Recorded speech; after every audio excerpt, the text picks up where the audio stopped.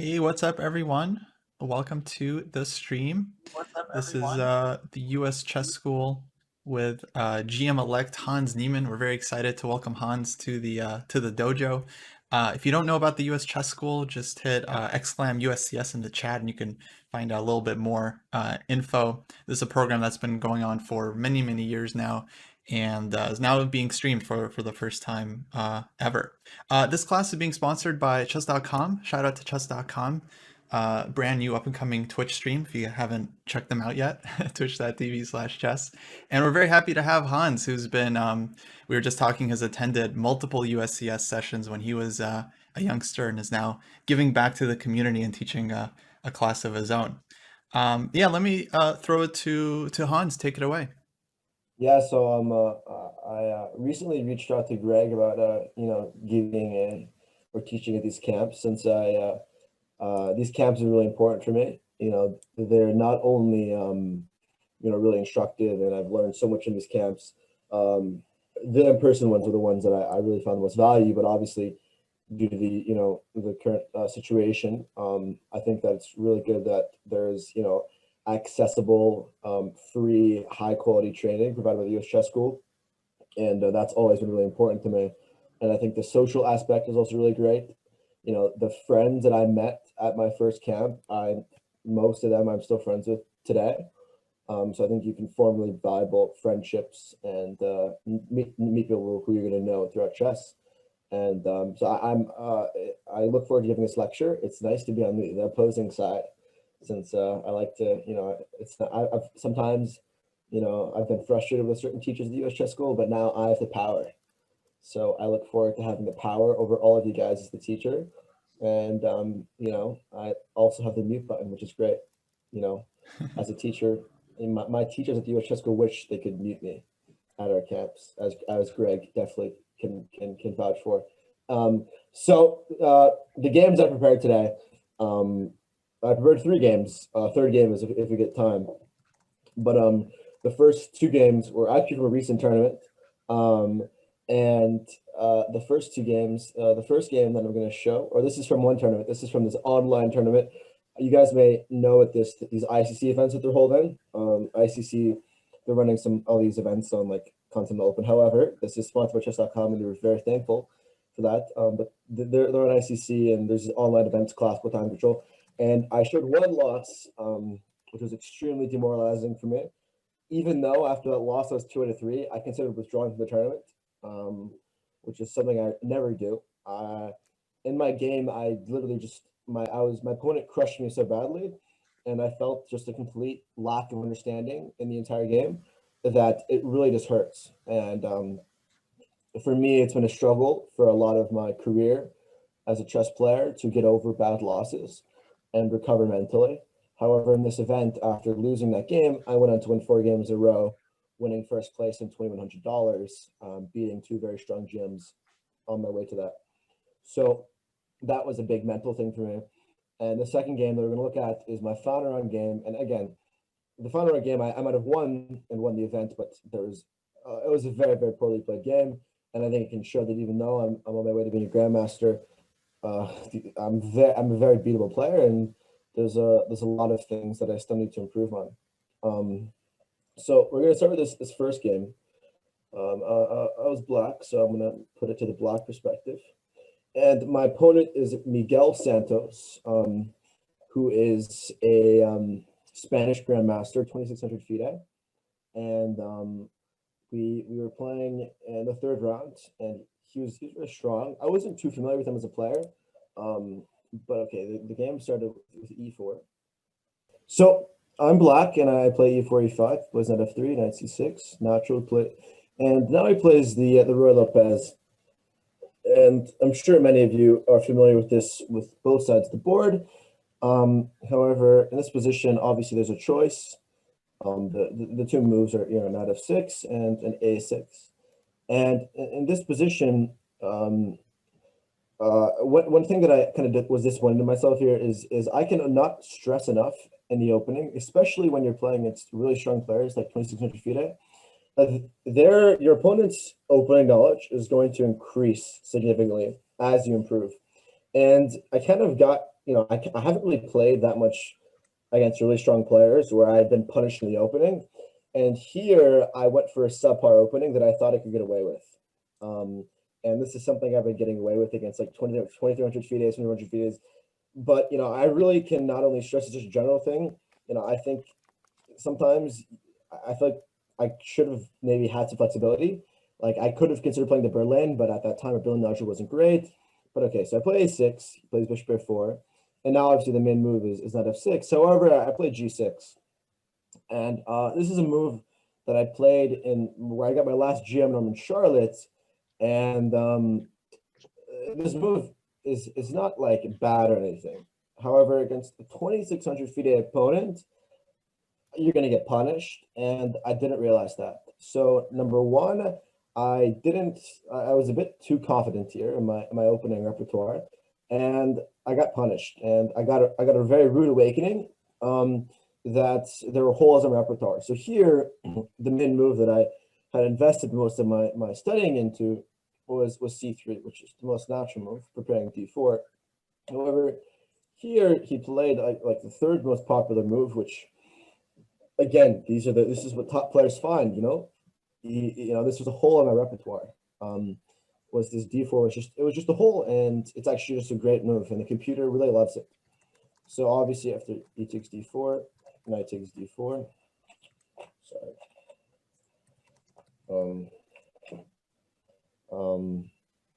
He plays knight takes D4, bishop G7, takes, and castles. Now, number one, in this position, another thing that I kind of learned a lot from this game was that when I set this position, I was completely blind. I had no idea what was going on here. I didn't know what the correct move was here.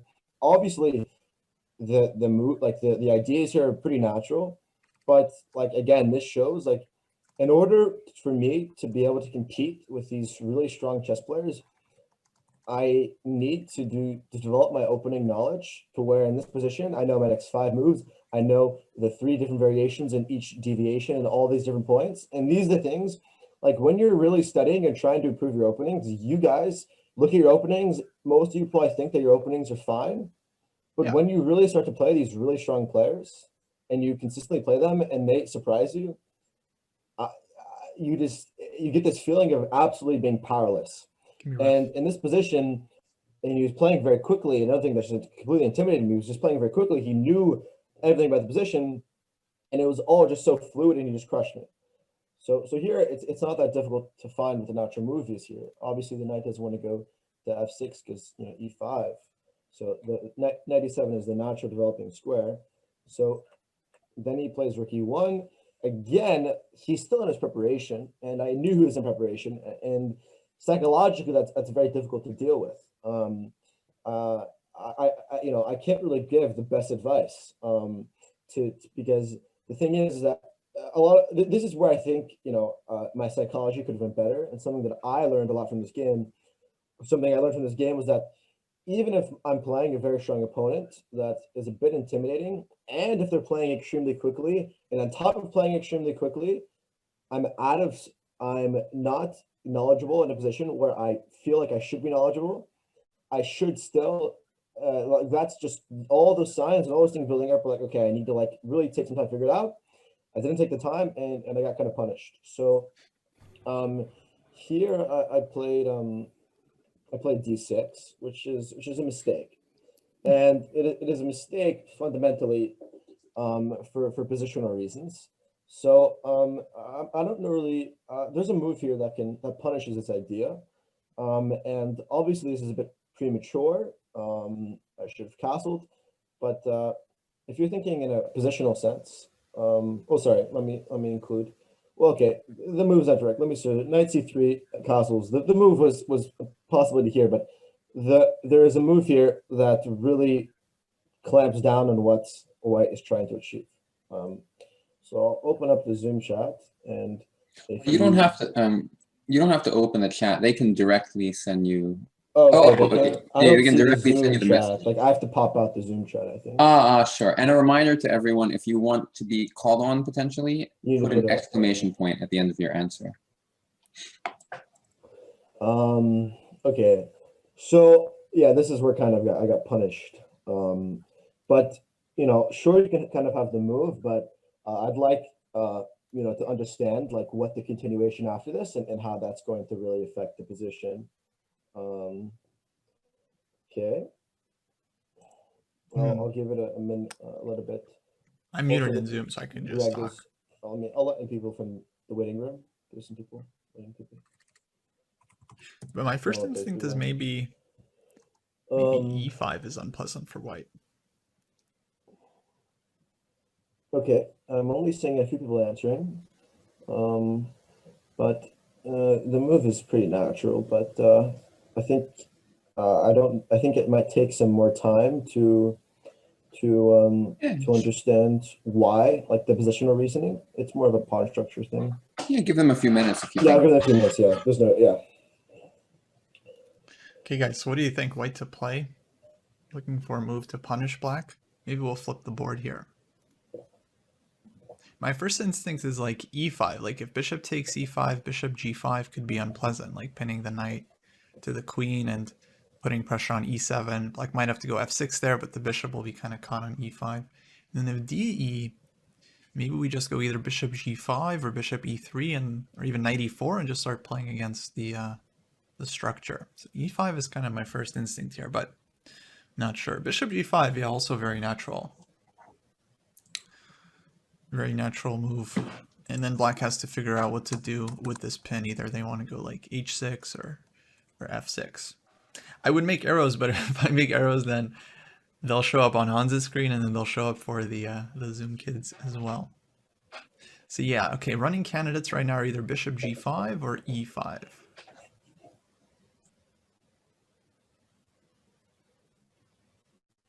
And bishop g5 certainly sets up e5 as well, so black would really need to react quickly there, maybe h6, g5. Yeah, I'll flip the board so you can see it from white's perspective just for this move. Yeah, the problem with h4, I mean, maybe it's the move, but yeah, to me it feels like white's pieces aren't really set up for like kingside play. I mean, our rook is on e1. And yeah, I mean, if our rook was on h1, then h4, h5 would feel a lot more incisive. Though it does make sense, as long as the knight is not on f6, you can at least consider it. But maybe h4 black goes h5, right, and takes over the g4 square, so not so easy. The other natural move actually is just to play like bishop b3, but I'm not sure this is really... it doesn't seem like the solution, but it does kind of prevent black from playing f5, which is one of their main ideas. And it kind of improves the bishop. But yeah, it's so tempting to play for e5 here, especially e5, bishop takes e5, bishop g5. Really makes things annoying for black because we're hitting the knight on e7 and threatening f4. Queen f3 also possible move, but queen f3 maybe we have to watch out for f5. I think this is going to be black's next move if white doesn't prevent it. Yeah, so queen f3, f5, bishop b3 check, and then just king h8. King just kind of steps to the side, and then white still has to figure out how to deal with f5. So really sharp position. I'll give like 1 more minute. And then Greg's I'll saying call on almost sure someone it's bishop if they want g5. to explain. Okay, who wants to explain? Type in the chat if you'd like to be unmuted and explain. If no one wants to, that's okay. Then I'll explain it. Everyone's Austin has an exclamation point. Let's unmute Austin. Costa, can you do that? Oh, sure. I'm not sure exactly how to do that. Okay, so if you notice that the black bishop on g7 is the strongest piece because it's situated on this long diagonal pointing at the b2 pawn, which black may also attack with rook b8. So my idea was to play bishop g5, pin the knight. Okay, so he has to defend the pawn, probably bishop d7. And then we play queen to f3, and basically next move we're going to play bishop f6 and trade off that bishop. Okay, interesting. Anyone else?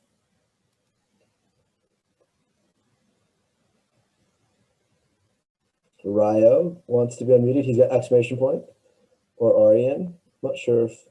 Okay, Aryan, we'll go with you. I'll unmute Aryan. I asked you to unmute.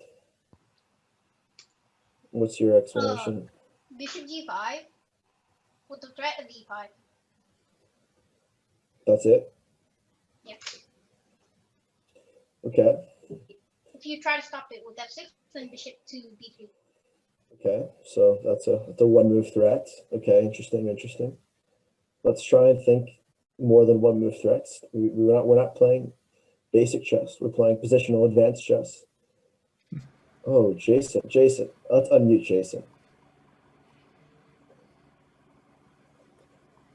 Jason, can you explain why queen d2 instead of queen f3? Maybe do you not have a mic or can't find your name? Hey, Jason. Okay, Jason, why do you want to play? Explain your idea. Yeah, queen d2 is just stopping h6, which black kind of wants to play. Otherwise, the bishop on g5 is just annoying. Like, there's no way to kick it out. Correct. So the correct idea is after bishop g5, bishop d7, after queen f3, the queen is just better situated on d2, preventing h6, and this pin is very, very annoying. I was way off. So this is kind of the first Subtle. sign of things going wrong, and I kind of was just at a loss of an idea here, and I kind of panicked a bit, and I played sorry. So in this position, I played f6, and this was a bit of a panic. There's no reason to do this. This was it's not the worst move. It's not like a game-ending move, but just from a positional standpoint, I'm blocking weaknesses. Bishop b3 is an idea. So I was a bit worried here, but my opponent calmly responds to bishop b3. I develop queen d2, rook b8, bishop b3, queen d7, and now he plays rook to d1. Now, this is kind of a psychological theory of mine, but I've noticed that in my games, a lot of my chess games, just in general, between pattern that I've noticed in my in my games and others, is that when you're kind of put into a corner and you're in a passive position, I often look to resolve the problem in a concrete manner. And in this position, I was kind of looking for a concrete way to liberate my pieces. However, in searching for that, I made significant positional weaknesses that someone of my rating and strength should never do. This is something that a 1200 mistake that they would make, and I could. And this is something I'd never do, but I did, right? So you wonder why? What drives me to make such a mistake? It's mainly impatience, and just the feeling, I guess, a lack of, I guess, optimism, which is something that I have an issue as well. And in this position, I was just overly optimistic that everything would be fine, and I didn't realize how actually positionally dominant my opponent's position was. My rooks are just terrible. His rooks are pretty decent. His pawn structure, he blocks my d5 and f5 mainly. f5 and d5. d5 doesn't work for concrete reasons. f5 is just too weakening and has some concrete issues. I don't have any pressure on the b file. It's completely blockaded. So if I cannot play d5 and I can't do that, and we can never play e5, I mean f5 to open my bishop, I'm literally just going to sit there and suffer forever. And maneuvering ideas like knight e2, knight d4 could happen, bishop h6 at any moment. Can you do me a quick favor just for the audience? Could you explain a little bit why d5 or f5 are bad? Oh, okay, sure. Well, d5, I said concretely, like there's just too many pieces attacking you. Sure. Well, what's the problem with f5? Okay, yeah, so I can do that.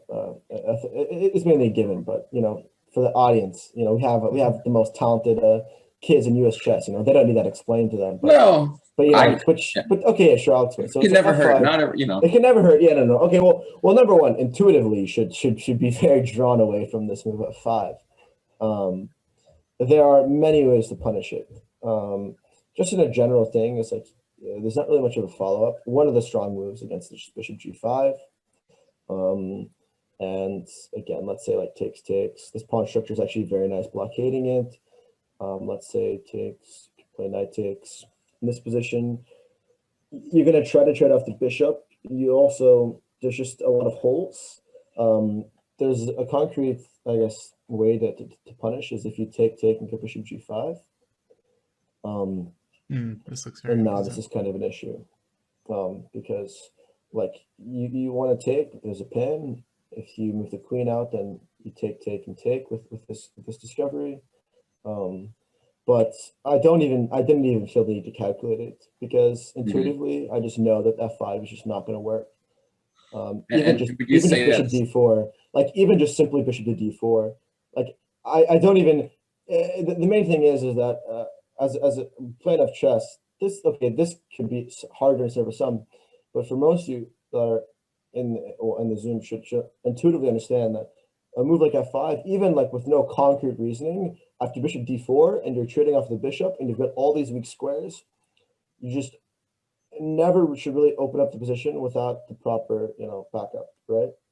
So that's kind of where I just didn't feel the need to calculate it or spend a lot of time just trying to again, like I said, try to fix things concretely. So Are you saying because the rook on e1 becomes open? well, it's just the rook on e1 and there's just there's no really, if you ever resolve the tension, you're just stuck. You're kind of stuck. There's no way to like improve because if you ever take, then you're just inviting. If you ever take, you just bring the queen in, taking, and then the a6 pawn is weak for the rest of the game. The pawn structure, the piece placement, everything is just terrible. Feels bad, man. So okay, moving on. I don't want to spend too much time here. So I played g5. Sorry, I played rook e8, bishop d4, and I played g5. And the move rook e8 was obviously to prepare f5 in hopes of f5. But okay, I played g5. Like this move is something a 1200 child 9-year-old with no position or standing plays. This was like one of the worst moves I've ever played. And the idea is obviously to play knight g6 and maneuver, but this is just okay. This is a very easy explanation. This is mainly self-explanatory for you guys watching, but in the audience would be tougher. Anyone like to unmute and explain why g5 is such a horrendous move? Yeah, and just to note, like we have players of all levels. I mean, no, but they're very like, strong. this is something. Some of them are like 8 or 9 years old, and no, but even them would understand this. Sure. I'm sure even an 8-year-old 1500 can understand why g5 is a bad move, but I can't, or I couldn't during the game. So again, I when I chose to pick a loss, I wanted to show me at my worst, and I think it's important to understand who you are as a chess player when you're playing your absolute worst. So okay, who would like to unmute? Okay, Austin, we've already. You can unmute again. You had some good decent explanation other than queen f3. I don't know how to unmute you. Oh wait, where is he?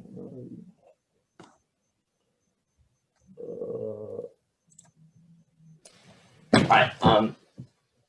Basically, this square, okay, it does give you the e5 square, but it just makes so many holes. I mean, h5, f5, h6. White's going to play knight e2, knight g3, knight h5, and maybe rook e3, rook f3. I think you're probably going to lose the f6 pawn. In addition to that, White's going to play h4. And it doesn't seem like the king side is going to stay together. I mean, it's just falling apart.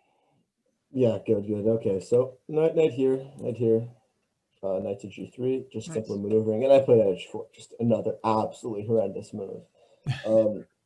So the knight on h4, the idea behind this is obviously to protect the f5 square, but the knight can go. I just completely underestimate the idea of knight to h5, and now my opponent plays yet another calm move, and after queen c3, I stare at my position and I realize that I literally don't have a move.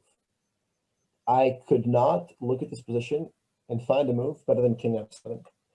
I can challenge you to find a move better than this.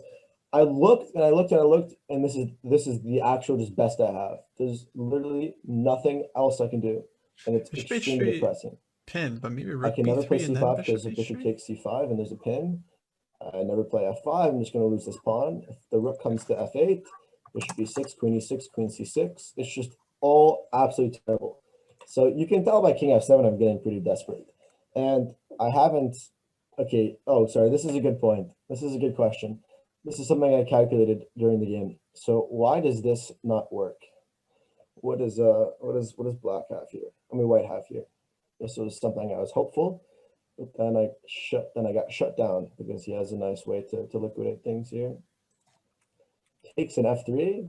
Okay, that is a bit of an issue. I think we know why after takes an f3 is losing.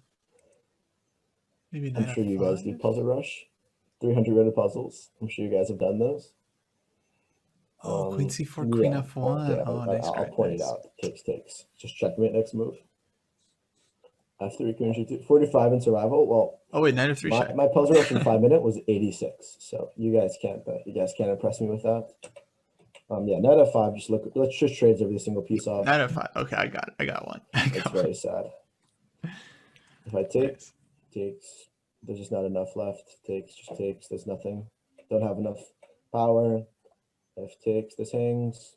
Takes, everything's protected. And if, oops, oh, that's not good. So in this position,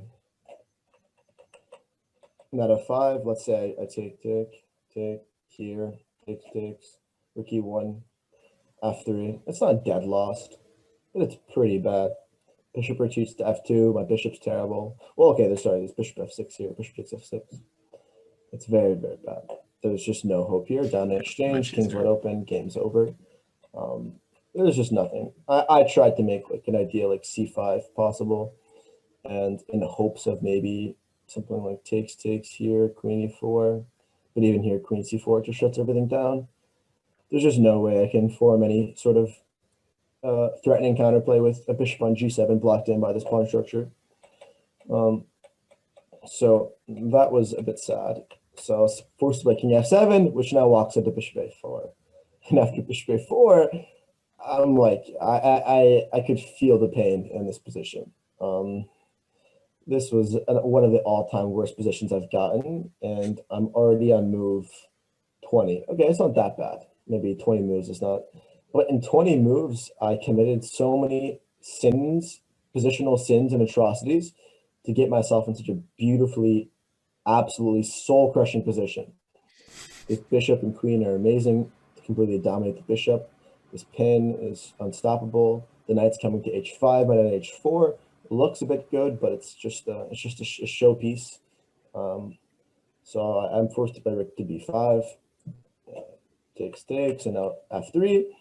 Again, what really kind of hurt me and just made me feel even worse about this game was that at every single point, I'd watch, like, we on Zoom so you can see our opponent's face, and I'd watch him think, and this is probably what made me play even worse. Again, if you're playing in a Zoom tournament, do not look at your opponent's camera. It's just going to psych you out. I looked at his camera, and I'm watching him, and he sits there, and I'm looking at his eyes, and he stares at it for 2 minutes, and he just moves. And I just look at the position, and I'm like, oh, that's the best move. I didn't want to think of that. And every single time, I was surprised by all of his moves, and he was just so on another level of positional understanding that made me look so bad and made me feel terrible. And usually when this happens to me, my rest of the tournament is absolutely done. Like, I'll just spiral, I'll be mentally destroyed, I'm just going to lose a bunch of rating. Sometimes I recover, but it's pretty rare for me to recover and make a comeback. It's pretty normal that I just tilt due to, not the work. I think that this is a big moment for me for like emotional control. And I guess in chess, it depends. I don't know how much you guys really think of yourselves as emotional players, but I think a lot of the best players in chess are ones that kind of have this raw passion. And I think that for me, that raw passion that I have for chess is really like a double-edged sword, because that passion I have for chess makes me extremely invested in my games and extremely reliant and on my mood or happiness or whatever based on the result of the game. So if I lose a game and I'm unhappy about what I played, that could ruin my mood for a week. And that can be either an extremely motivating force that drives me to study and keep on improving, or it can be extremely demoralizing and cause me to quit chess for long periods of time, like I have in the past. But I think a big breakthrough for this game was that in the past I've been able to, well, due to my main improvement and making, ways to the GM title, a big thing has been managing this tilt and using my motions and targeting them in the right way to make sure that I stay on the right track and improve. And I think there's certain moments where you need to let your emotions in chess take over. And I think emotions are good, but a lot of times in the game, you need to numb a lot of emotions. And I think a lot of that, I think I've been able to numb my confidence a lot because I'm sure you guys all have your personal things that you deal with in chess and that you struggle with. But for me, a big thing was overconfidence, and I've been able to kind of numb that. And I think overconfidence and optimism go hand in hand. And those are the two things that I think I've been able to work on. And this game really drove home that I need to work on those two things. And I think that caused a lot of, it was kind of a wake up call for me. This game was a huge wake up call. And luckily I was able to fix things, the game right after, and win the event. But okay, I'll show the end of it. It's not that important. I'm basically just getting crushed. I had one nice trick. I'll show you the trick I had. So he goes, bishop to e5, which is a minor blunder. It gives some minimal chances. I'll let you guys try and find a resource that black has. Still losing, but it's still pretty bad. But you can start to have some hope. Looks like bishop g2, rook g2, knight takes. This was a little mental win for me. F3, king h1, knight takes e5. Have him miss something for once in the entire game. Queen takes e5, rook f1 check, takes de, and then we're still lost. Queen versus two rooks. That's my guess. Bishop g2, rook g2, knight f3, king h1, knight e5. Queen takes e5, rook f1 check, takes de. Austin, you're incorrect.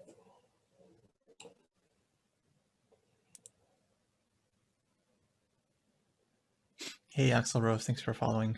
Big fan.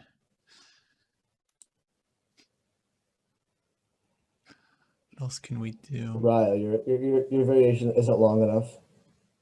You need the full variation.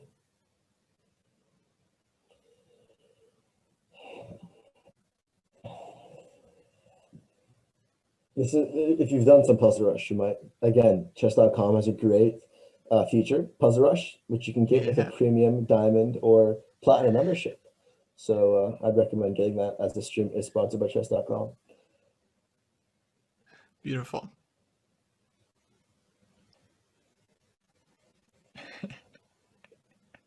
Ad champ.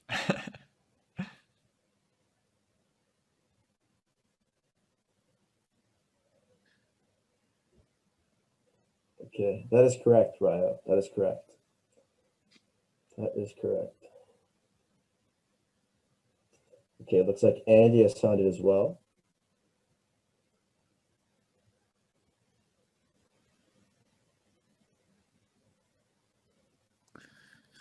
Queen versus two rooks is... Yeah, Andy, that is a nice variation. Most certainly That's not a very, draw. very important variation to see, Andy. Always depends Okay, on let's the have position. Andy explain that variation. I like that a lot.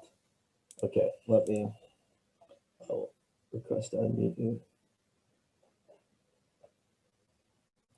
Okay, explain the variation, Andy. In most cases, two So rooks I played bishop outplay. takes g2, Nice. Mm-hmm. and then like you're pretty much forced to take back with the rook, Mm-hmm. and then knight takes f3 check, Yep. and then king h1, Yep. knight takes e5, Yep. queen takes e5, Yeah, that's the key variation. rook f1 check. Yeah. Okay, Nailed I'll it. move the pieces. I'll be nice. I'm not going to be mean. Yeah. And rook takes g1, Mm-hmm. and queen g4. Yes. Now queen g4. Oh, I You didn't pick see up the rook rook g1. is extremely important. You're actually just winning the game. Wow. You're going to pick up all these pawns. So this was a nice resource that I believe he missed. So I think it's easy to stop calculating after this position. But just going the extra mile and seeing queen g4 is really important. Okay, so okay, he missed that. I went queen c8. Now I just went queen e3, queen e2, and now my position looks kind of nice with this knight, but this outside pawn is too strong. Next, he's just going to go rook f1, contest the f file, and just checkmate me. So I went queen a8, takes, queen a4. Trying to get some counterplay. I only did this because maybe if I could transport my queen to e7, then I could probably have some chances to hold. But I'm actually just getting checkmated, and there's something I can do. So queen a1, he checks, check, check, and queen e6. And there's just two mate threats of takes and queen h3 check. After knight g4, rook f3, rook h3 is simply impossible to stop, and that's just checkmate. Check, just king goes up, and the checks just run out. So this was an unfortunate, thing to happen.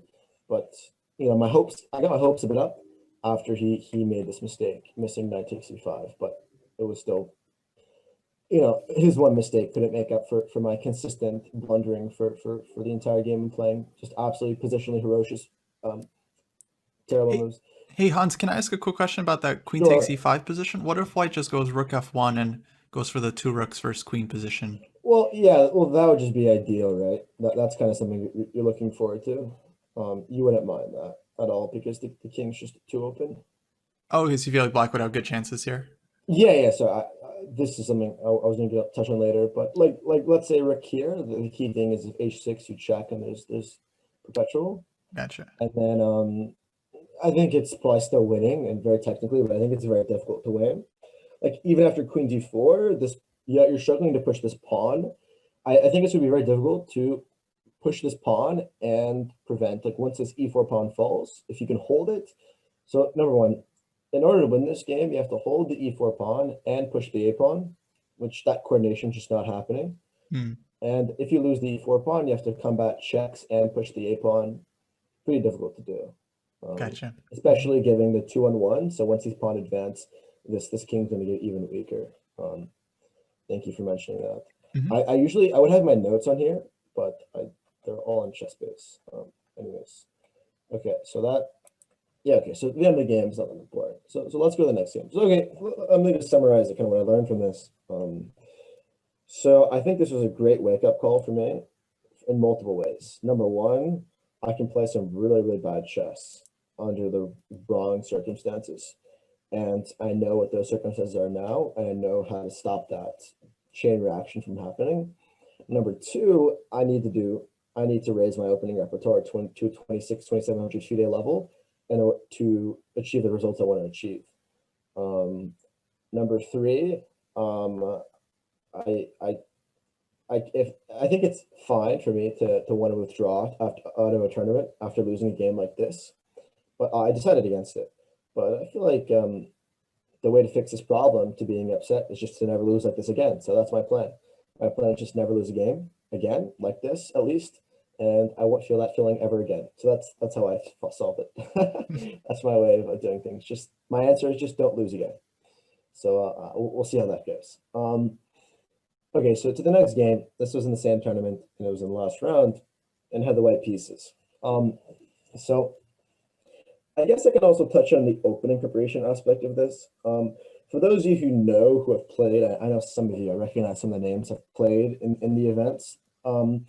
The unfortunate thing about these events that the organizers don't do a great job of is that they put the pairings up right as the game starts, which is kind of not standard for classical like GM level play in these tournaments. Oh, You yeah. at least expect just to get a 5-minute check on their opening tree with the color they're playing with.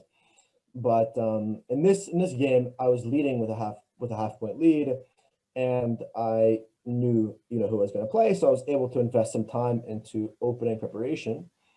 So I don't want to get too in depth into opening preparation. However, I did some pretty deep opening prep, and I guess I can go into some specifics. So I played the move in knight f3 here first, and so there was a few things I was expecting. I guess this isn't entirely under what I'm trying to teach, but I think that a lot of you guys should definitely take your opening prep more seriously. I don't know what, if you're around the 2200 range, I think a lot of improvement can be achieved through really investing time into opening. So that's just some general advice if you're looking for a sign to invest more into your openings. For high rated Because I players, think that's where guys. the really small gaps happen. Like just the He little, said 2400 the plus. smallest margin of advantage between the best players and just a small opening advantage can really decide how the game develops. So he plays c5, a move I had not expected. I prepared for 3 different moves here and very deeply. And well, I did it in about 45 minutes, so it wasn't insane, but I have some stuff that I've done outside of the, not during the event that happened to, coincide with the stuff that he generally played. And in this position, I was kind of I had to make an unfortunate decision. So first one, obviously I can play e4, check with the Sicilian. However, with a half-point lead in the last round event, considering his play style and my analysis of his games, I wasn't comfortable with that. Especially my experience with the Sicilian recently hasn't been great. I could play c4, but that's a little bit too symmetrical and not really my type of thing. So I kind of had a psychological read on him. And I think that these are, my opponents are Javokir Vakidov. He's a GM from Uzbekistan. It's like TJK Tiger is his username. You probably seen him online. He's a GM from Uzbekistan, pretty good, 2,500 FIDE, around that. And in the analysis from his games, no, that's not him. It's not Sindarov. It's Vakidov. Sindarov's like the 13-year-old GM or 14. Yeah, Vakidov. So I don't know how you guys approach your analysis, but in my opening analysis, I found that he had an affinity to put his pawn on g6, bishop on g7. And like all his games, he had this natural affinity to put his pieces there. Or he just loved putting his bishop there. No, h4 is a bit too predictable. No, so that's a bit much.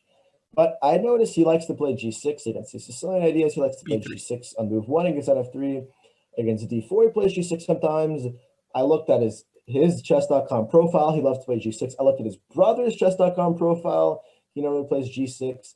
He seemed like a g6, Grunfeld guy. His brother plays same openings. So based on my analysis of his brother and him, I decided that this guy just loves playing g6. So I played a move that I thought would fare well against g6. b3, no. I played c3. And I thought that if I could get this d4 structure, that would obviously fare well against this g6 structure, right? With the bishop being blocked by the d4 pawn on the diagonal. And as I predicted, he plays g6. I'm obviously very happy that I've made a little bit of a read. I'm sure, Greg can appreciate that from his poker days. But I made a read on his games, and I felt like this was, again, he has never played this before, but I predicted it. And he played, so okay, he played d4. And bishop g7. Now, I play the move e4, taking space in the center. Pretty natural. It's the best move according to the computer. I was not in direct preparation, but the most natural way to play here is takes, and now d5. And after e5, we've transposed to a line of Sicilian. Does anyone know which line we've transposed to? Accelerated dragon, this right? This is a gimme. Alapin, correct. C3 Sicilian. Oh. And I think, and for some reason, I played this line against them. I watched Geary play this against me with white, and I just got crushed. So I was like, okay, this got to be good. I know this line very well. Okay, I think you don't, but that's the mindset. You think you know this line, but then once you play a GM, you realize you don't know this line at all. Okay, so this position, there's a lot of deep theory here, but according to the computer and according to just general consensus, white is an easy advantage. You have space on the king side. The bishop on g7 is bad. There are some weaknesses on d4. The knight can go to c6, knight h6, and f5 can be threatening to d4, bishop g4. There's f6 to break it down, but just generally, positional sense. The bishop's bad. It's very bad. And with a bad piece, you play around that bad piece and you try to win the game. So he plays move a6, which is not a very popular move in the database. And the idea is obviously to stop bishop to b5, because after knight c6, bishop to b5 is the main move. And there's some theory here, I'm not going to go into it, but white just gets an advantage. If you play this as black, I wouldn't recommend it unless you're playing me. I'd like you to play this against me if we ever play. And I'll gladly crush you, because I've done a lot of work in this line after this guy. So don't play it against me, but don't play it against me. Anyways, plays a6. I just played bishop b2, naturally developing move. Knight c6, h3. So in this position, I have the decision between castles and h3. And I think they're kind of the same, but I wish I could have spent more time. This is kind of a yes or no question. Do you guys think castles and h3, the difference between them is important? If so, if it's important, give me a scale on 1 to 10 how important it is. Well, h3 stops bishop g4, so that seems important. Castles allows black to play no, bishop g4 if they want. If you give, like, I don't know. I'm going to say it's important. Yes, I would play h3 here, stopping bishop g4. There should be there is some necessary things. There's some important things to think about here. Again, I should have known the theory here. That's something that's on me for not knowing the theory and not knowing how to play this, but you can't always know the theory at every line unless you're Magnus or top 10 in the world. e6 is definitely unusual. My guess is that black wanted to prevent white from playing bishop b5. But yeah, it seems like playing h3 would be reasonably important. Otherwise, black just goes like bishop g4, takes on f3, and then like knight comes out to h6, f5, and just black has a very easy time attacking the d4 pawn. Oh, let me fix the donation link. Thank you for that. Okay. So there's a few reasons. So in hindsight, it's very difficult to actually understand the difference. So the main difference after castles immediately is that this move f6 is not that strong, because opening up the center with the king already castled is obviously not that great. However, if I play the move h3, this is the main key difference. This move f6 becomes quite significantly more powerful, because obviously, you know, I'd much rather include the move castles if I'm going to try to, you know, take advantage of a king in the center than h3. Now, in this position, this is kind of a very key moment, because you're presented with a decision. Black is trying to break down the center, and you need to decide how you're going to deal with that. So this is where I want people to take like 5 to 7 minutes just thinking about it. This is a really, really important moment, and I really want you guys to think about what you're going to do here, and what plan, because this is probably the most crucial, one of the most crucial moments of the game, is deciding how you're going to deal with the tension in the center. Interesting.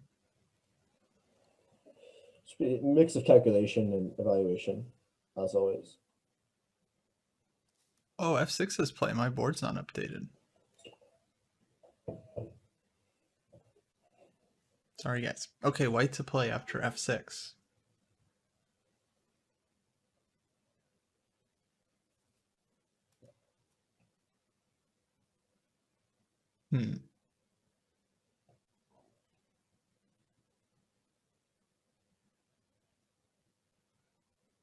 So black wants to take on e5, but it's unclear if, I mean, that seems like a risky pawn to take. So I wonder if white should think about just castling here.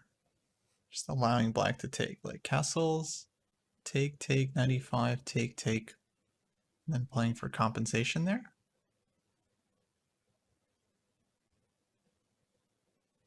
ef6 doesn't seem to be super critical.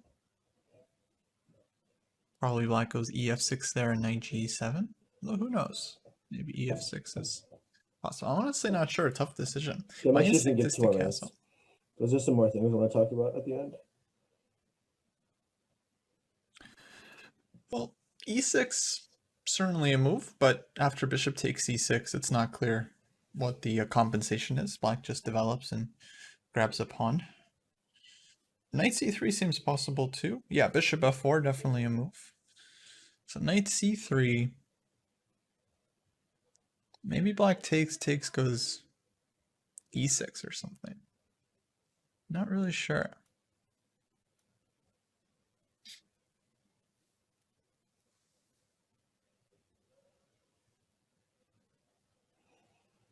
Knight c3, I mean, certainly very, Anyone very confident natural. enough to unmute?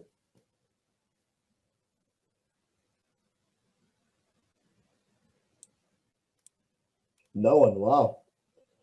We've got 37 of the brightest minds in chess, and no one wants to unmute. Hans is Well, intimidated 37 of the abroad. brightest young American minds in chess. Come on. I'm gonna call out some names.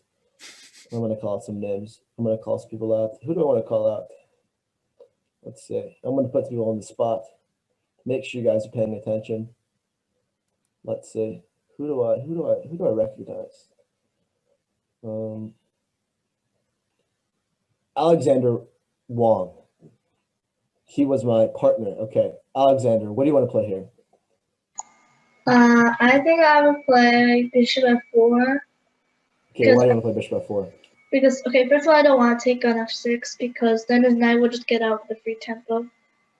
Mhm. And I don't want to develop his pieces. So after bishop f4, let's say it was pawn take, right? Mm-hmm. I guess knight take,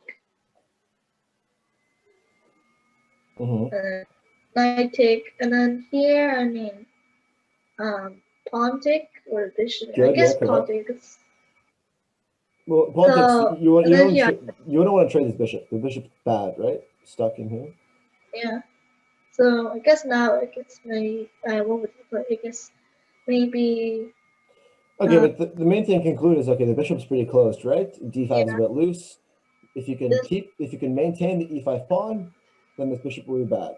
Okay, that's enough. Okay, big shout out to Alex. Back at the Chess Kid Championships, me and Alex won clear first by a huge margin, crushing everyone. Nice. He's an absolute beast. Okay, who else do I want to call out? Eric Zhao, I played you. I remember you. I remember our game. Eric, I'm gonna ask you to unmute and call you out. Castles, because I like to blunder my castles. pawn because Well, what's your idea after they take this? What's your idea? bishop f3, Okay, knight f6. rook e1. Good. And now there's a few moves, but the main thing is you have bishop h6, there's knight c3, maybe bishop g5. You have full compensation for the pawn, and this is what I calculated. And after I calculated this, I wasn't worried about losing the pawn, even if I castle. Okay, good. Nice. Who else? I'm going to pick out one more person. You guys should be quaking at the thought of being called on. Okay. Ooh, who do I? Liam Putnam. Okay, I know Liam. Liam, what are you going to play after f6? Well, I don't think f6 is stupid. I just think I'm asking you to unmute. It might not be the most accurate move for black. Hello, Liam. His camera's off. He might not be there. Okay. I'll let him get away. Okay, we'll move on. I'll let Liam get away. Okay. Yeah. Okay. So I played castles. He plays takes. I take. Now he plays e6. It's actually a pretty good move. And slowly but surely, I started to realize that after takes, if you look at this position, I was like, what the heck is my opponent doing? This guy must be he must be an idiot. Because look at this pawn structure. This like all the pawns are light squares. He's got all these holes, but somehow he actually gets away with it. Because my d4 pawn and my pawn structure is actually just terrible. Wow. My d4 pawn is extremely weak. Knight e7, knight f5 is coming. And I don't have a good way to develop my pieces without losing the d4 pawn. If knight d2, they can take. I wasn't too comfortable sacking. This is just so solid. So okay, I put bishop b3. Now I put bishop d3. Again, knight f5 I take, and this would be very good. Because let's say they take. Then I go knight d2, let's say castles. I could even think of like an f4 move, but wow, you f4. just notice here that the dark squares are just way too weak. I could go knight f3, knight d5 possibly. Again, this is I'm not going to take too much time explaining how weak and how many holes there are. You know, there's just so many holes. It's just bad position. Knight He plays b3 castles. I also. play knight d2. He plays e5. I take. And now I play another just absolutely idiotic move, showing no position understanding whatsoever. And I play the move rook to b1, protecting his pawn. However, there is a move that is just so much better, and it's a very natural move, and it doesn't take that much thought. So, what should white play here, and why? Maybe rook e1, trying to hit the knight on e7. What do you guys think? Bishop takes b2, bishop c5 or something. Queen b3 I don't love because it kind of runs into rook b8, so that might be a problem. Queen c2 certainly makes sense. This just shows, you just need to display some like minimal position understanding, and the move becomes very obvious. Knight b3 also possible. No, queen b3, rook b8, rook is defended by bishop, so this is important, so I'm gonna give you guys some time. black can get away. Maybe knight The b3. the two moves I played here were the only two moves that threw away my advantage, which is very depressing. Knight b3, take rook b1, bishop moves, and knight comes to c5. Maybe some positional compensation. It's easier to sacrifice Hans's pawns when I'm not in charge of it.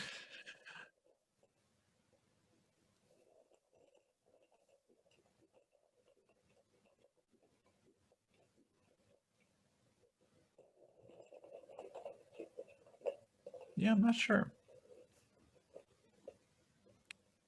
But yeah, rook e1 feels like my first instinct. Bishop takes b2, maybe bishop c5. Bishop h6 also a very logical move.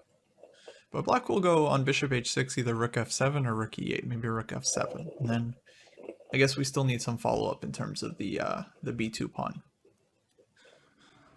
What can we come up with here? Rook e1, bishop takes b2, bishop c5, bishop f6. And then not quite sure what our next move is. Maybe knight f3. Feels like we need to get the knight in.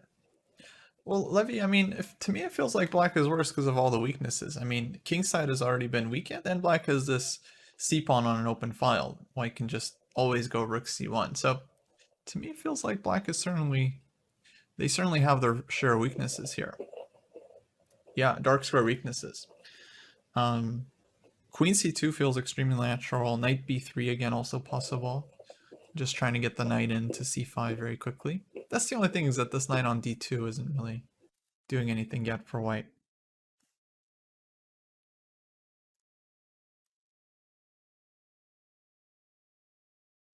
It'd be nice if knight c4 was a move, but it doesn't seem like it works. Takes, bishop takes, king g7, and black's queen is defended.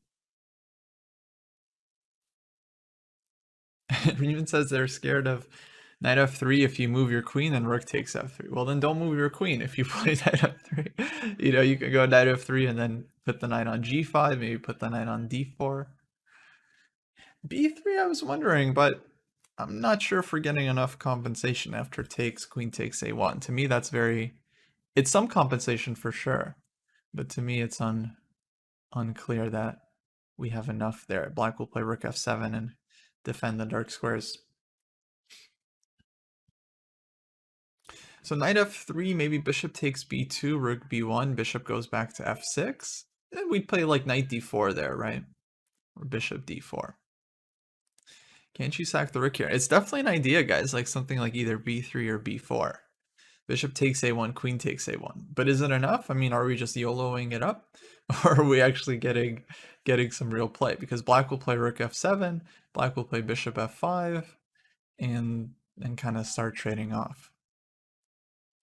But I don't know, maybe white has enough compensation there. That would be really interesting. Does the rook e1, bishop takes b2, bishop c5 idea work? That's what I was trying to figure out. It looks like compensation for sure. This thing, rook e1, bishop b2, bishop c5. Black goes bishop f6. From there, our next move is not so obvious to me. So it's hard to say. Hey, we're getting a raid from the St. Louis Chess Club. Okay, I'll give a few more minutes. This is just a really, really important Shout out to moment. St. And I spent Louis. like 20 minutes here and I got it wrong. So Thank you for following, guys. Thank you for rating. We're doing the US wait, Chess Pastor School Greg, how lecture. much time should I leave for the Q&A? Oh, let me get back. Hey, about 15 minutes would be good. Okay.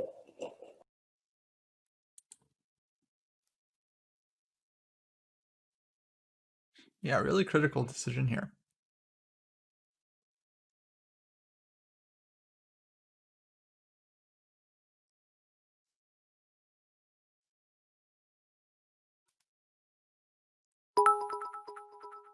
Hey, thanks Freeman for the bits.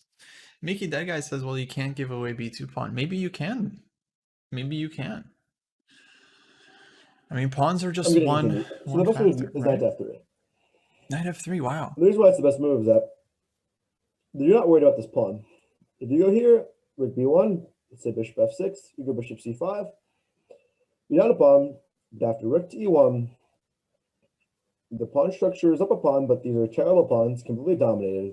You got the open b file, you got the open e and b file. The bishop can never move because of the b7, entering. Queen can come to a4. The king's weak. There's a knight e5. It's just terrible. You have more than a compensation, and I completely failed to realize that there's just no compensation. There's just an insane amount of compensation. So Watch yeah, and learn, that's guys. just I didn't even I considered knight f3.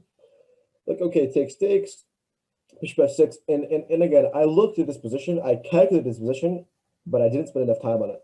And that's where I was really, really mad at myself for not spending like a few minutes on this position, and then I fully realized how bad it is because just the bishop on c5 and everything just comes together very, very well. So I play rook to b1, pretending to play next move. However, after knight to f5, bishop c5 is a natural move. Black has a move there that just saves everything, and it really, really hurts to see this move. So black has a really, really annoying resource here that changes the course of the game. And that I saw it before he played it, but I realized it a little bit too late. Okay, black to play, guys. Apparently black is a really nice move. So it's not just going to be like rook f7, rook e8. Yeah, how does black turn the tables here? It seems like it's going to be something sharp and dynamic. No Name says, I wanted to play knight f3, but can't see the continuation. I think this was more about evaluation, is just seeing that we have compensation there for takes and rook b1. Murfinski says some knight h4 ideas look spicy. Yeah, knight h4 looks really spicy. Bishop takes f8 and like queen g5. Oh boy. Knight h4, bishop takes f8, queen g5, hitting g2. Very difficult for white to deal with that threat, yeah? If g3 were just taking, and if g4, maybe h5. Or even queen f4 possible there. Oh, queen f4. Isn't rook e8 simple and good? Well, rook e8 looks simple, but maybe not the best move. I mean, no, black is definitely worse here if they don't come up with something, because rook e8, knight f3 is coming. Is knight to h4. Nice. Nice. Obviously, most of you would probably didn't even consider this move because you're still just considering, moving the rook. However, if you move the rook anywhere and I go knight f3, this is very, very bad. Let's say just go back to g7. I could play basically any move. Let's say I just play rook to b1. My next move is going to be b4.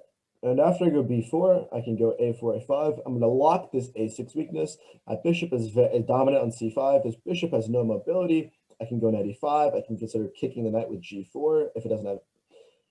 The bishop has no targets. a6 is weak. It doesn't take a genius chess player to figure out why this is just terrible. However, after knight h4, we've got some issues. So if we take queen g5, it's just game over. Wow. G3 takes, and this bishop's going to move, and there's no way to stop it. It's going to be checkmate. If g4, queen comes into f4, no way to stop this. So if you try to run, let's check here, check there, takes, f3, knight takes. Again, this pin and discovery is going to be pretty dangerous. So while it's his move, and I'm looking, I'm like calculating, I see knight h4, and I immediately my heart drops, and I'm okay. I can defend it. I think rook e1.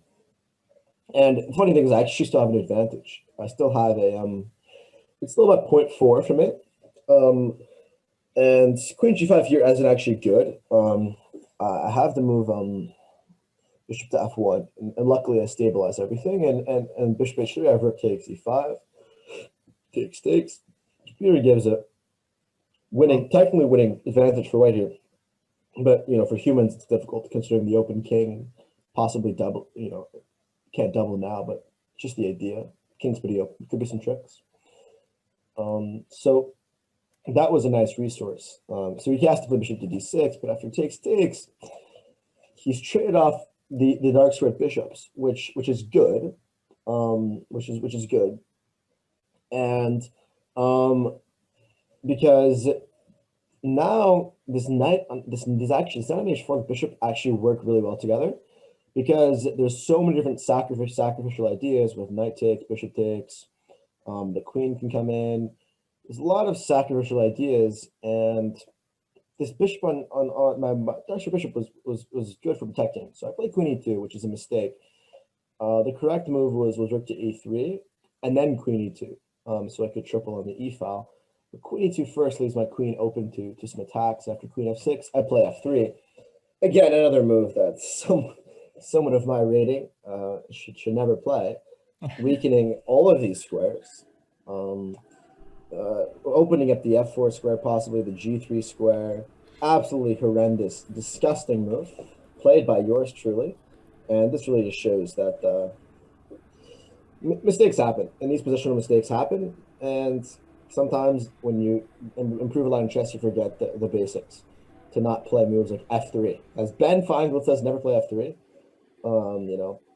Yeah, okay. I'm not gonna make that joke. I'm sure as US chess school students, you guys have heard enough of Ben Feingold's jokes and probably got sick of them by now, as I got sick of them when I was at his camps. Yeah. But you learn to appreciate them. Okay. f3. Queen g5. This is a bit of an issue. Bishop takes h3 is a threat. King h1. Bishop d7. Queen f2. And at this point, as you guys know, I play quite a lot of online blitz and bullet chess, so I'm pretty confident in my blitz and bullet skills, and especially in scrambles. And at this point, I was down maybe 15, 20 minutes, and I had a terrible position. So I kind of just like, okay, I'm playing pretty bad chess. I'm getting outplayed. I have a pretty bad position. I'm just going to hold on, play quickly, and flag him and trick him in a scramble. And that's what happened. But let's just say I had to fight and outplay him by an insane amount just to even get a chance to win. So plays rook f7, he simply doubles. Bishop f1 here. And now I had a chance to play bishop takes h3, a6. But again, as a human, it's very difficult to take that pawn. So I play rook e3, another terrible move, inviting out of 5. Like, why? Sorry. Oh, no. Okay. Oops. Yeah, that's an unfortunate feature. So can you guys, I'm curious, can any of you tell me why this would be a good move? Welcoming the knight back into g3. There's just no rational justification whatsoever for the move. I probably should have just closed my eyes and taken the pawn, but very difficult to do. I kind of just wanted to hold on. But yeah, rook e3 again, one of my amazing positional decisions. Knight f5, and I go back, right? So now I've just lost 2 tempos, and I've invited this knight into g3. Good job, Hans, again. This just shows that I need to do some studying and reviewing and be more careful. So a5, rook c1 here, a3 takes, and again, knight takes. This is just a loss. This is just a losing move. And again, another point to show how bad I'm playing this game. How does black just get a winning position here. This has quite a few issues. Oh, knight g3 And very, takes very on disappointed in f1, myself king for the way I takes played this game. f1. However, Bishop I won h3 $2,000, takes. which makes up for Rook it. takes. That's all that matters in life. Money doesn't matter how you play chess, how you win, how you lose. All that matters is money. That's a good life lesson to teach all of you kids out there. Is that money is all that matters. So yeah, in this position, I play knight takes b3, and I allow a move. And there's this quite a dangerous idea. Yeah, knight g3, king here, and bishop takes h3. And you might ask, Hans, why is your FIDE rating 2479 and you're missing such basic tactics? Well, whoever's asking this, when I'm playing chess and I just didn't take the proper time and I wanted to just flag him. So I wasn't thinking properly. And when I don't take my time sometimes, I make really bad moves, as most people do. However, the lucky guy that I am with absolutely no skill as a chess player, my opponent plays knight takes f1, king takes f1, bishop takes h3, absolutely throwing away all his advantage. Now, I'm starting to tick down in his time, and I can feel his nerves. And I'll give a little bit of an anecdote. I played his I don't know if it's him or his brother, but I adopted him or his brother. I think it was him in Blitz. So I was feeling confident in a scramble against him since I adopted him. So I want to go for a scramble. Okay, we're running out of time, so I want to skip through. So queen e3, I offer a trade. Things are complicated. I start pushing my pawn. I get counterplay. Again, this is dangerous, but I consolidate. Queen d2, f4, and now he's getting low on time. It's a scramble. I've turned it into a blitz game. I'm going to dirty flag him like I do against everyone. This is what I love about online chess. Just get to flag people. That's what I'm best at, So rook takes f4, rook takes f4, rook takes f4. He plays this impulsive move. It doesn't win. It's actually equal here. And I play the move king g1, and this is the last question I'll ask you. What's the only way for black to draw this? Draw. I saw this game live. Wow. Didn't Hans also adopt Sirkan? I did adopt him. I've adopted many strong chess players. Josiah Stearman, who just became an international master, I adopted. I've adopted GMs before as well. I adopted a 26-20 FIDE. Evgeny Shambulyak is my son, okay? So, I've quite a few strong kids. I take Rook d4, queen g3 check. Okay. h2, maybe queen takes Okay, h2. someone's asking me to beat Hikaru. That's not. I'm gonna. Is there a kick button, Costa? They're asking about my games against Hikaru. Could I kick or is that not allowed? Okay, don't answer that question. Sorry, don't answer that question. anyways, okay. Don't bring up my losses, or I won't call on you. Okay, so.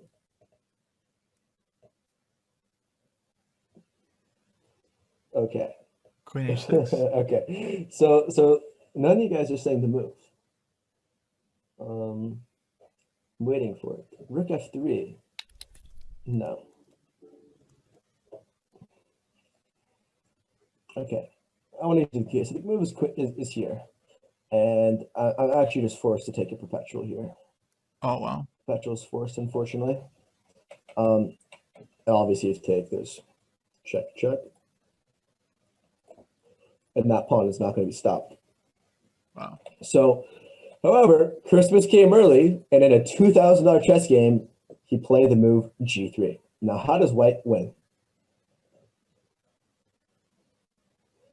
Okay, you're linking clips to my channel now. Okay, I guess some of you guys watch my stream. Okay. What is white play here? Rook takes c6. No, that's losing.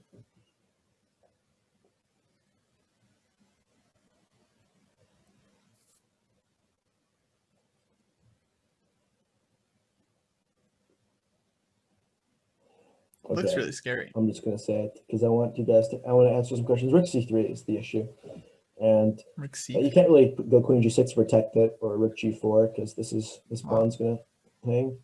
So h2 check was played. King g2, rook f2. Takes. Obviously not ideal. So I play king to h1. And the key move after rook to f4, rook to f2, coming in clutch is queen to g5 check. And when the king moves, you play rook takes. You've neutralized the attack, and you're going to be checkmating yourself very soon. So after rook g4, queen g2, he decides to take, and I take, check, and I had some nice checkmating.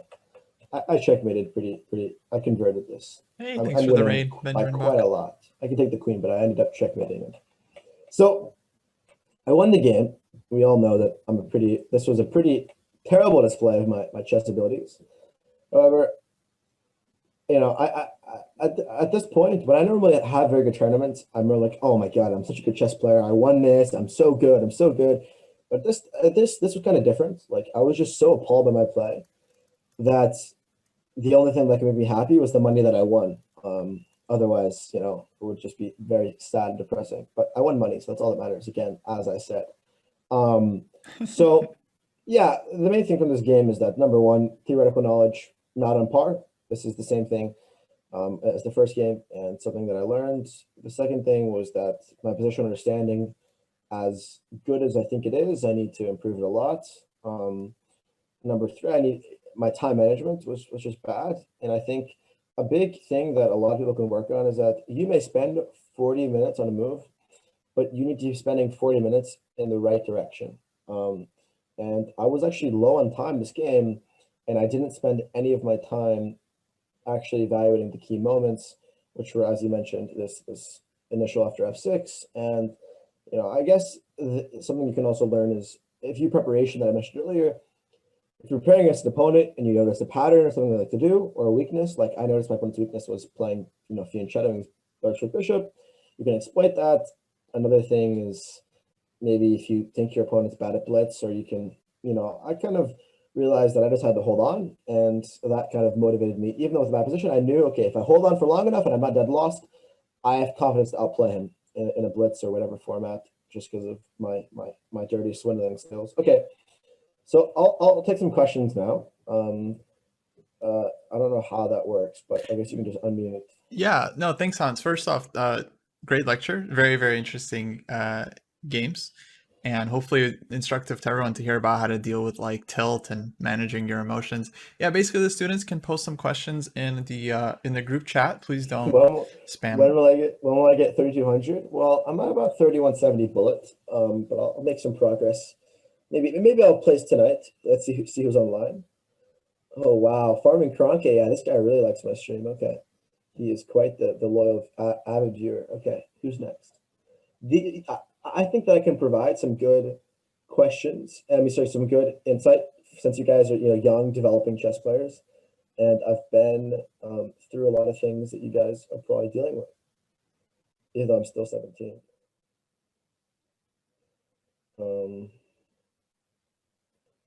Okay. He destroyed me. How did I win so fast in Blitz? Well, I don't know. I'm just fast. It is what it is.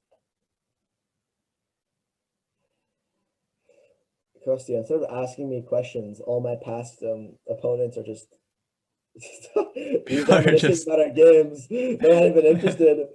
Oh, I played Rachel Lee down a queen at this tournament. What are tips for doing puzzle? Finally, a real question. Oh my God, a real question. Okay. So in Puzzle Rush, if you want to get better at Puzzle Rush, you've got to go into the Learning tab, and you have to find the rating which you're stuck at, and then memorize every single puzzle at the rating you're stuck at, and you're getting problems out.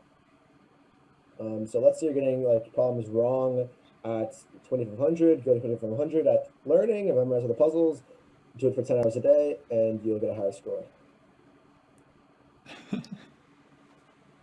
How do you memorize them? Eat more blueberries. XD. Okay. I actually do think blueberries are pretty good. I don't know if they're help memorizing. I heard gum helps, like chewing gum when you're memorizing.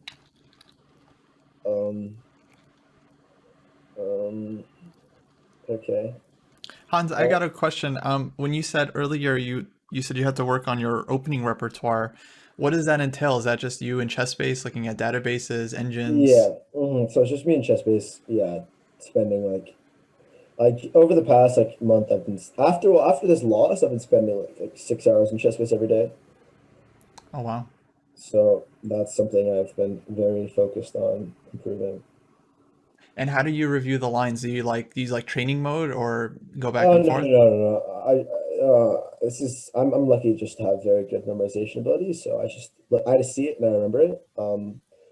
Which I'm sure I'm just lucky to have that. But you can just repeat it. But I just like look for new ideas and memorize stuff. I don't normally like try to memorize it. I just have a natural gift to just know it if I see it. Thankfully, Fair enough. I think that's not uncommon among chess players. But yeah, use the online feature obviously. Compare engines. Look for moves that like aren't common. Like moves lower down on the most played list are normally overlooked by most people. I also use chess.com for analyzing. They have a great feature, chess.com/analysis. And also to prepare for my opponent's games, I look at their chess.com profile, go to their games, click explore games, look at their opening tree, something I actually used to prepare for my opponent to win that $2,100. And I could not have done that without a chess.com diamond membership. Wow. Okay. Yeah. So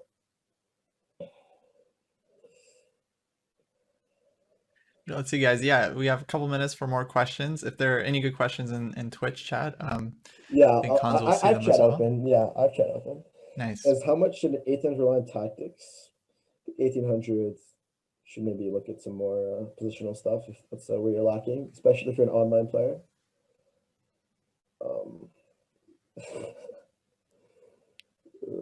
Waiting for Does Hans remember playing bug outs at the 2013 US Open? Are you kidding me? I remember that exactly. Did I play with you? You know who I saw in the class? Julian Perlayko. He might have left, but I remember playing with him in the 2013 US Open in Wisconsin. No, not Wisconsin. Madison, Wisconsin. I was like 3 months into playing, and it was my first like big event. I was your partner against a Wonder. That was you. Oh, dude, I remember that. I remember at that event, a Wonder's dad was like, "Don't play bug outs. Don't play bug outs because it hurts your chest." So It's good I remember advice. that. I remember that very well. Yeah, that was a fun time playing bug outs against them. Top openings that stunt developments, the London. The London. Just the London stunts development like crazy. Oh no, who unmuted? Someone's playing it. I remember when he didn't he sent me a private message. People are sending me private messages. Oh boy. Oh no, okay. What do you think of the Jabava London? Well, that's a blitz opening. I would never play over the board. What's my favorite structure to play? I prefer when I have my pawns on c4, d4, e4, and f4, and their pawns are still on a c7, d7, e7, and f7. That's the structure I prefer most. Touch screen or mouse during rapid time control? If you have problems moving too fast, then pull a touch screen. But if you want to be a mouse, just consistently faster. But on the phone, the touchpad's not terrible. But guys, we should be asking questions like, "Oh, Hans, like, what was your biggest plateau?" Because no offense to a lot of young chess players, but most of you guys are going to get stuck, stop improving, and quit chess and focus on getting into Harvard. So maybe you guys should be curious how you're going to stop that from happening. How do you stop that from happening? How do you Well, that's keep what. your But I'm going to be motivation? honest. Like 90. It's going to happen to like 99% of all of you in the Zoom call. So like maybe you should be asking, "Oh, how do I stop that from happening?" Like the thing about a lot of online players, you guys are all very young, and you may think you're all talented and cool, but there's 100 people just as good as you in the world, and it's not 2000 at whatever 7 years old doesn't mean anything. So you guys should. The big thing that I can give to you guys is that number one, if you're playing chess and your parents are forcing you to do it because it's a good extracurricular, quit chess immediately, unless you're going to be the next world champion. Number two, Again, if you hate chess, just stop playing it. Number 3, if you hate chess, please stop playing it, because you're just going to end up hating chess and you're never going to improve. And a big thing that I see a pattern among a lot of you guys, like I can see your games, and I don't know, I could look at all your US chess profiles. I'm sure a lot of you guys pretty talented at a young age, and a lot of them, you guys are just stuck. Maybe you're stuck because you got some friends. Maybe you're stuck because your parents blocked chess.com. Maybe you're stuck because you dislike chess. But the reality for a lot of you is you're going to stop improving, and you're going to feel very powerless. And the only thing that's going to get you past that is actually really loving chess. And no offense to Kostya, but Kostya got stuck at IM. It's unfortunate. It happens. It happens to everyone. It happens to everyone. It happens to everyone. But the thing that has gotten me through chess, through all of the plateaus, is that you actually have to love chess. So if you guys don't love chess, if you're not doing chess voluntarily, you're not going to get to where you want to be. Because when I think about what I want to do with my life, and I think about, do I want to go to college or want to do this, my decision is that I love chess. I love everything about chess, and I am perfectly fine sacrificing almost everything else in my life to spend 10 hours a day in chess, play, and do everything committed to chess. And that's what it takes to become the best and to not plateau and not get stuck. Also, another thing with you guys is that if you really can't get lazy. Don't waste your time when you're young. If you are 10 years old and you're talented, you're 11 years old, you need to force yourself to spend 10 hours a day on chess. And like, if you're not in school, if you don't have commitments, your most valuable time in studying is now, because I have high school. I have other things that I can't always do. Okay, although I do spend all my time in class on ChessBase, I do recommend that.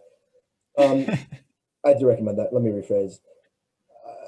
Even in this class, I respect it.